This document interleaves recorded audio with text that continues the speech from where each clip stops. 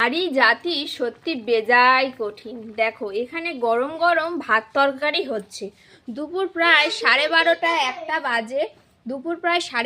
একটা বাজে, কিন্তু এখানে আমি রান্না বসাচ্ছিলাম না, কেননা অনেকটাই পান্তা ছিল।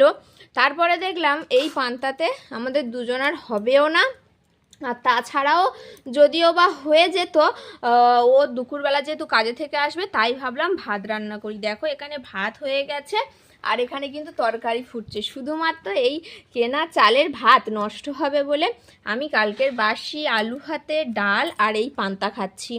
তো তোমরাই বলো বন্ধুরা, মেয়ে জাতি সত্যি বেজায় কঠিন, তাই না বলো?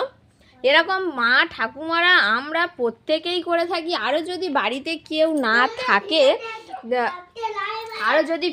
বাড়িতে কেউ না থাকে, আমরা কিন্তু এগুলো বেশি করি, রান্না করার প্রয়োজন বোধ করি না, তাই না? যদি